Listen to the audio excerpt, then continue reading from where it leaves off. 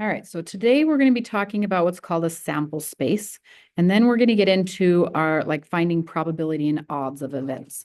So let's first talk about what is a sample space. So at the very top of your paper, you have this definition. It says sample space or set. The set are groups of all possible outcomes in an event. So this would be if we have something happen. So for example, we've got these pictures of some toys. If I actually had those toys and I put them in a bag and I told you to not look and put your hand in the bag and draw one out, the sample set would be all of the options you could possibly draw. And we would write that like this, where you say S equals, and we can use any letter. It's not always S. We use S sometimes, but it could be any letter. Then you put a curly bracket and you just list all of the things that are in that bag. So we would have airplane, UFO, spaceship, train, car with curly brackets. So the sample space is just everything you could draw out of that bag. And it's not always drawing out of a bag. It just could be the chance of anything happening. What are all the options that could come from that? So let's do some examples. So the first one, number one, it says list the sample space S for each of the following. So we're going to call them all S. One says list the sample space for picking a flavor of ice cream from the following choices. So you go to an ice cream shop, they have these three choices. So your options is what you're listing.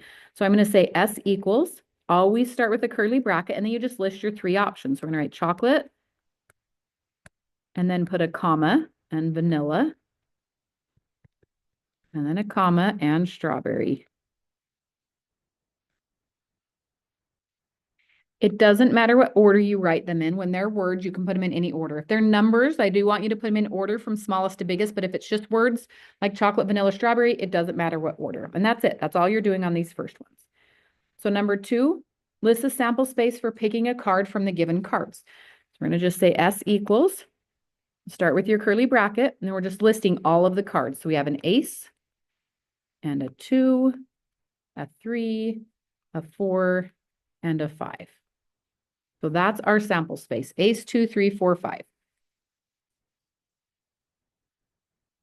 Number 3, list the sample space for spinning the following spinner. So if I took the spinner and I spun it, what are the options that the spinner would land on? So I'm going to have S equals, and start with your curly bracket, and I'm going to put all the different options, but in any order. So I'm going to start with green,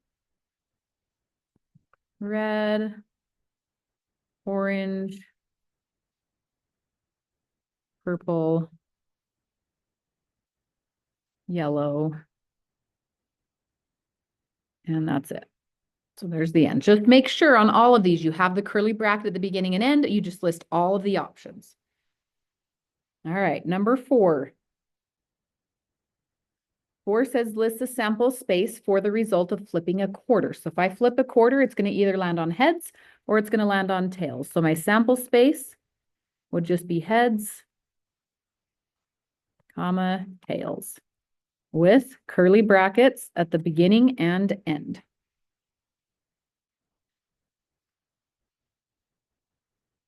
All right, number 5, list the sample space for drawing from the bag of marbles. So there's blue marbles and red marbles, and we're going to reach our hand in without looking and draw one out. So when we list the sample space for this one, we will, anytime we draw out of this bag, we're going to either get a blue marble or a red marble.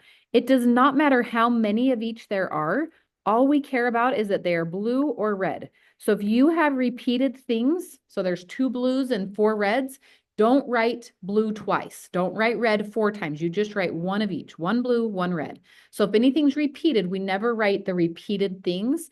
We just write all the choices or all the options without repeating any of them. So that one is just blue and red.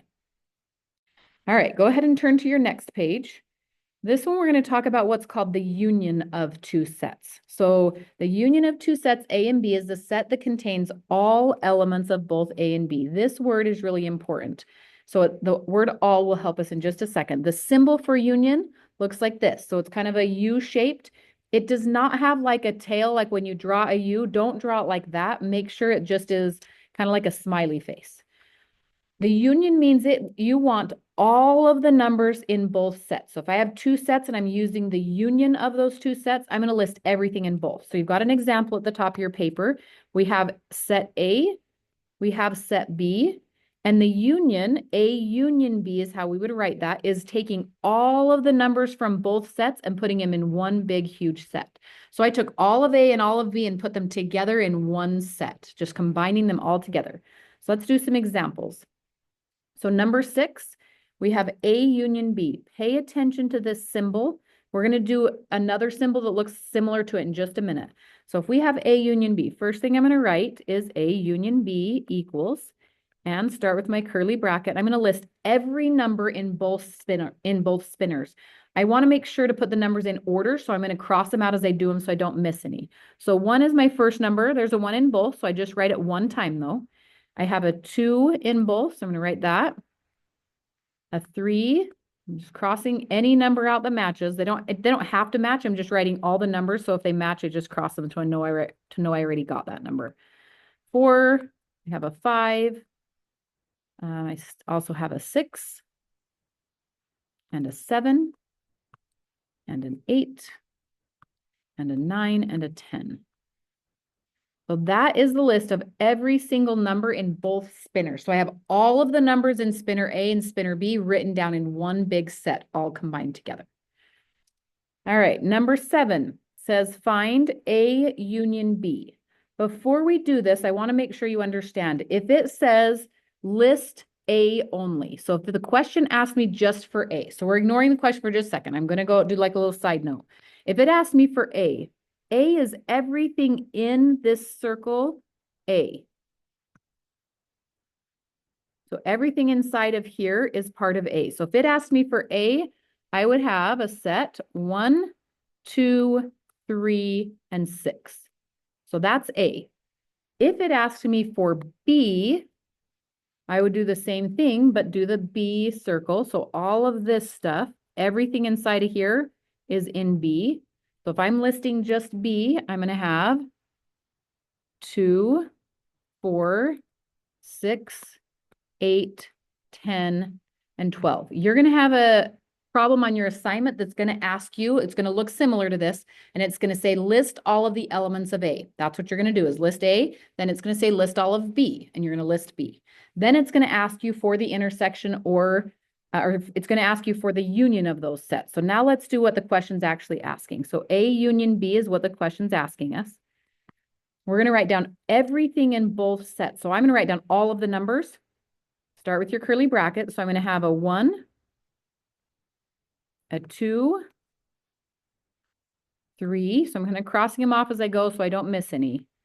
4, then a 6 and an 8, and then a 10 and a 12. So crossing them off just helps me not miss any numbers. And I can put them in order that way too, smallest to biggest, put your numbers in order. So that's A union B, every number in both A and B, in both circles. Okay, number 8. Again, it says A union B. You notice it's a union in the middle. So we're going to start with that. So A union B equals, then a curly bracket, and I want to write down all of the numbers in both of them. So I'm going to take A and B and put them together and write them down. I don't write any repeated numbers though. So 0, and then a 2 is our next biggest. So doing them in order. A 4, then I have a 6 and a 7. 10 is the next biggest. I have an 11 and a 12. A 13, and then a 14 and a 17. And a curly bracket at the end. So I've listed every single number that's in both sets. So all of the numbers in both sets are listed. Okay, let's go to the next section. So now we're going to be talking about the intersection of two sets, A and B. So the intersection is a set that contains all elements of A that are also in B. So let's talk about what that means. But first, the symbol. Symbol for intersection is just the upside down union. Union is like a U shape. Intersection is like a rainbow shape. So if it ever says the rainbow, the intersection, what we're looking at is any places that they overlap. So we want to find common numbers. Common numbers is what we're looking for. So what do they have that match, or matching numbers, if that's a better word for you? So we're looking for matching numbers. So if we have set A is 1, 2, 3, 4, 5, and B is 3, 4, 5, 6, 7, 8, we're going to circle all of them that match. So there's a 3 in both, a 4 in both, and a 5 in both. That is the union or the intersection. Sorry, that is the intersection is where they overlap. What do they have in common? So we're looking for numbers that are in both sets. That is the intersection. So let's do a couple examples. So number 9, we want to find A intersect B. So start with writing A intersect B and your curly bracket. And now we're looking for numbers that are in both, matching numbers. We're going to write down all the matches. So 1 matches, so I'm going to write that down. 2 matches. 3 matches. 4 and 5. So I'm writing all of the matching numbers. That's all of the matches. Nothing else matches. So I just have 1, 2, 3, 4, 5. That is my intersection of A and B. So union includes all of the numbers, where the intersection is just the ones that match. We're just looking for matching numbers only. Okay. So number 10, A intersect B. When you're looking at this type of picture, this spot where these two circles overlap, that is the intersection of those two. So whatever numbers are in the overlapping piece, that's which ones go in both. So the 2 and the 6 are in A and in B, and it's actually really easy to find that answer because they're in that intersecting piece. So that answer is just 2 and 6. They're in both A and B. 2 and 6 is in A, 2 and 6 is in B. Nothing else matches, just those two. All right, 11, one more intersection. So A intersect B. So intersection, we're looking at A and B and looking at which ones match. So I've got a 2 that's the same. So I'm going to start with a 2. A 6 matches. And then I look through and I don't see any other matching numbers. So 2 and 6 is my only 2 numbers. So 2 and 6 is the intersection of A and B. Those are the only ones that match. So intersection is matching numbers. Keep the numbers that match. And that's what your answer is. All right, next page. So turn to your last page. We're now going to find what's called the complement. So the complement is the set of all elements in the universal set that are not in the event. So let's look at what that looks like. First of all, that's the symbol, A complement. C stands for complement. A is the name of the set. So A could be any letter. It could be A, B, C, D, X, Y, but the C is going to stay a C because that means that stands for complement. So you're going to have 2 parts. You're going to have what's called a universal set. So here's our universal set. And then they're going to give you just a set A or whatever they want to call it. What you're going to do on these is you're going to cross out the matches. So get rid of the matching. So 8 matches, 9 matches. And what you'll notice is what's left is 6, 7, and 10. And that's my answer. The complement is what's left after I cancel matches. So cancel the matches, keep what's left. So let's do a couple examples. So number 12, A complement, or finding A complement here. So we're going to say A complement equals, we're going to cross out everything that matches. Whatever's left is our answer. So I'm going to cross out 0. There's a 2, a 6 in both, 8 in both, 10, 12, 14, and 15. So I just crossed out everything that matched. So go ahead and make sure you have everything that matches crossed out. And whatever is not crossed out is my answer. So I'm keeping all these numbers that are not crossed out that I've highlighted up here in blue. These numbers are the ones we're going to keep. So my complement, start with a curly bracket, is 1,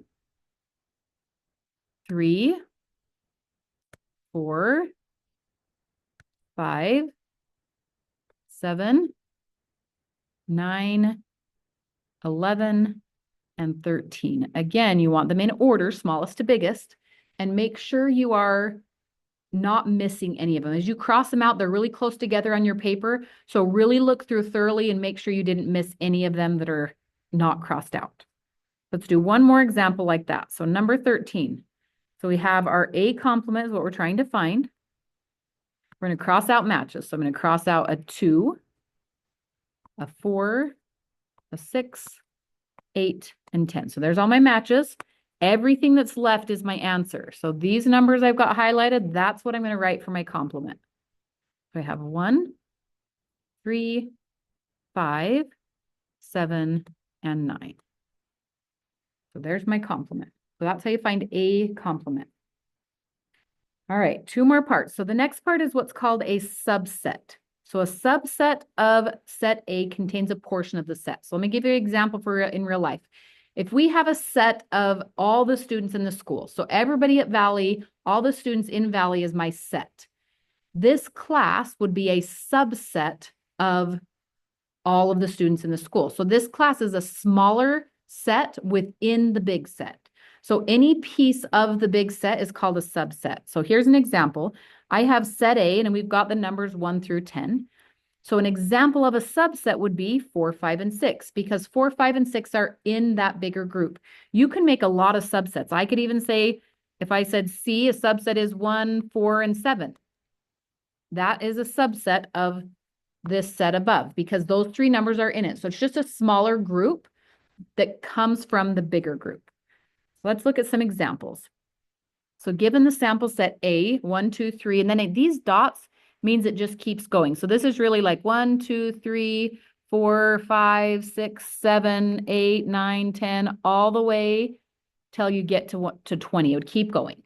So the dots just mean keep going, include every number from 1 to 20. And we want to find the subset A of even numbers. So A, I'm going to write down all the even numbers. So even numbers are 2, 4, 6, 8. And I want to do all of them clear up to 20. So 2, 4, 6, 8, 10, 12, 14, 16, 18, and 20. Once I get to 20, I don't ever go past 20. It might not stop on exactly 20 every time, but I don't ever write a number that's bigger than 20. And that would be my subset there. All right, one more of those. So 15, given the sample set, A is 1 through 20. Remember the dot, dot, dot means all numbers between 1 and 10, 20. We want to find multiples of 4. When you're multiples of 4, we're just adding 4 over and over and over and over. So A is going to equal, I'm going to start with 4. If it's multiples of 4, I'm just going to add 4. So 4 plus 4 is 8. And then I add 4 and I get 12. Add 4, I get 16.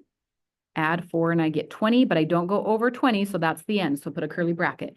If it was multiples of 3, just add 3, add 3, add 3, add 3. Multiples of 5, add 5, add 5, add 5, add 5.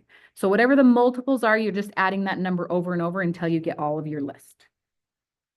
All right, last part, a null set or an empty set. A null set or empty set is the set with no elements where nothing is in it. So if you have a null or empty set, you can do a circle with a line through it, or we can do these curly brackets with nothing inside. So if there nothing is in it, that just means it's empty. There was no sets inside of it. An example of this would be if I had A is 1, 2, 3, and if I had B is 4, 5, 6, if I told you to find A intersect B, well, A intersect B is what do they have in common? So I want to know what these two share, but they don't have anything in common. So the answer would be an empty set because there's nothing that intersects between A and B. That's an example of where you might see an empty set or a null set, is if there's nothing that they have in common and that it's asking for an intersection.